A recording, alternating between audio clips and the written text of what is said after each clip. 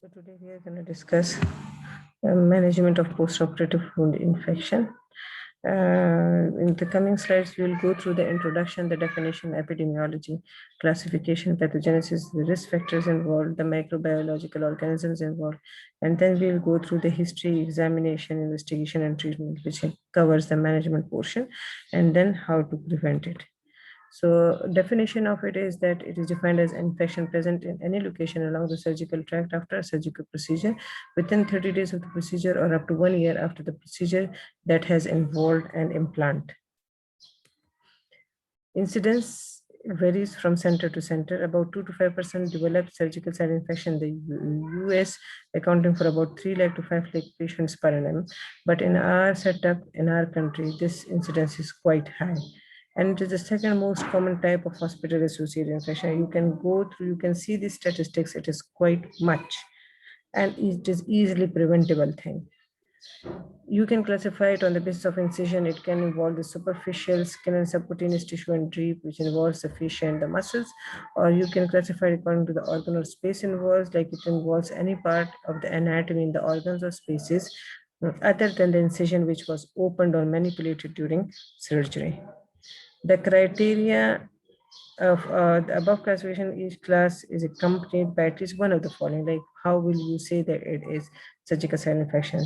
There could be purulent discharge with or without laboratory confirmation, organism isolated from aseptically obtained culture, you take the wound swab and you isolate the organism. At least one of the signs of inflammation, the signs of inflammation you very well know, like color change, tenderness, fever, edema, discharge, all are the signs of inflammation. Spontaneous wound dehiscence, like wound opens up by itself, or deliberate opening by attending surgery, or if there is discharge and the surgeon just with the minimum force, it gets open, the surgeon opens it up. It is all the criteria of surgical site infection.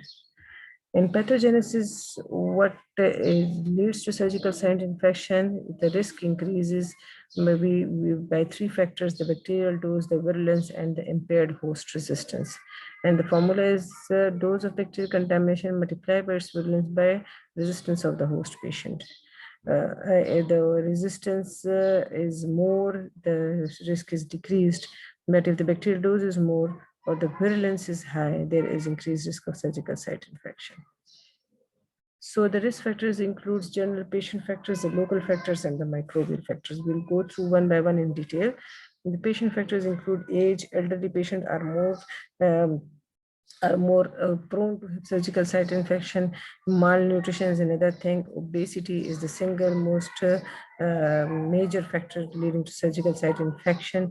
Diabetes mellitus, impaired sugar control can lead to infections. The malignancies, prolonged steroid use because it decreases the immunity. Immunosuppressive diseases like HIV, AIDS, or any other diseases, chronic inflammatory diseases, anemia because it decreases the muscle strength. The local factors include poor skin preparation, like proper cleaning, draping has not been done properly, septic measures have not been taken, the instruments are contaminated, the length of procedure goes beyond 2 hours, the surgical technique is not up to the standard, operation on an infected organ, like already the infection is there is a perforated appendicitis or gangrene gallbladder, and you are doing surgery on that, there is increased risk of or perforated ball, and there is a more risk of infection than a foreign body. If it is left, the foreign body could be in the form of any gauze or any surgical instrument, or it can be as small as the thread that just or the hair piece, or the piece of a catgut or vicryl that you use to take the sutures, whatever, it can lead to foreign body reaction and local tissue necrosis. Microbial factors again depend upon the four things that I previously told: the virulence. The higher the virulence, the more the risk of surgical site infection. The bacterial resistance to the antibiotics used, the dose of inoculum, the higher the dose, the more is the risk of surgical site infection and pre-existing remote body site infections. Okay, what sort of microorganism we usually culture from these surgical site infection from a clean wound. The mostly we get Staph aureus, and source is mostly exogenous, and it involves skin flora. But contaminated and dirty wound by polymicrobial anaerobes, anything can be found, like E. coli, Proteus, Pseudomonas, and bacteroids. So how will you manage it? You have to take the history. The patient mostly comes on the 5th to 7th day of the surgery. However, if the patient has encountered Clostridium, bacteroides, beta hemolytic, streptococcus, and coliform, they can come as early as within 48 hours of the surgery with the history of pain, fever, discharge. Right, and you have then to take the history of risk factors as mentioned previously, and the history of comorbidities. On general physical examination, you can see the patient wasted, obese, febrile. There could be anemia, there could be dehydration or pedal edema, all contributing to surgical site infection. And systemic, if there is any systemic involvement, there could be septicemia, which is very much alarming. There could be existence of any previous infection. On local examination, there could be edema, hyperemia, that is redness, discharge, could be serous discharge or pussy discharge. Gapping of the wound edges, like wound would be either incompletely open or completely open, which is called as wound dehiscence, and tenderness on touch. So what would you do? You would take wound swabs. You can take biopsy. You can order for full blood count, urine routine examination, serum protein levels, and as there is an hyponatremia necrotizing fasciitis, and the attending surgeon can take the decision to do ultrasound scan to see if they suspecting any hematoma or foreign body, and accordingly can order for CT scan. So how would you treat it? Sutures in the infected part are removed for free drainage of pus and expressed. The wound is let open. Wound swab is taken for microbiological culture sensitivity, and other tests are decided by the attending surgeon, as we discussed previously. The patient is placed empirically on broad spectrum antibiotics, which covers aerobes and anaerobes both, and the wound dressing has been started. Frequency depend upon the degree of involvement. Dressing debridement is done. First, the necrotic area and the slough is removed, and then wound is washed properly with normal saline and iodine, and then a thing which is called as Bactigras to soak out any fluid is placed inside the wound, and the dressing is done. And this procedure is repeated twice a day. And if there is any other things like anemia is there, or dehydration is there, or any other infection is there, it is treated side by side. The nutrition status of the patient is improved. So it is said that it is better prevented than treated. Prevention starts pre-operatively, then goes intraoperatively and post. How will you prevent it? In preoperative preparation, you ask for short preoperative hospital stay to decrease the risk of hospital-acquired infection. Preoperative antiseptic shower of the patient is very necessary. Hair removal, trimming of the hair preoperatively from the area which is to be opened up is very much necessary.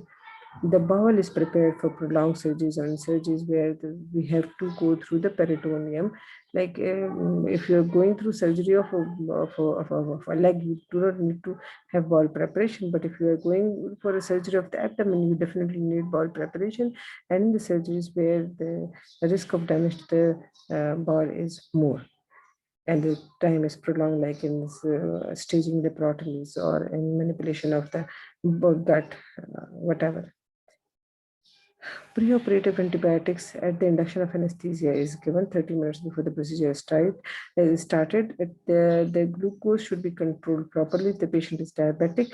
The nutrition should be optimized. Any other comorbidity should be evaluated properly, and the patient health should be optimized. And we have to ask them to stop smoking. We have to control the hypertension, any cardiac illnesses, if present any infection, urine infection or throat infection or wherever in the body going on, it should be properly treated, and only then you have to go ahead with the surgery if it is not an emergency. In intraoperative during procedure, strict aseptic techniques should be followed. Skin should be prepared by proper cleaning and draping, gowning, and gloving. Good surgical technique should be the technique should be very good. There should be minimal dead space left. Sutures should be taken appropriately. Debridement should be done. Approximate the tissues. Do not strangulate it. You will know how to take different type of knots and different type of sutures.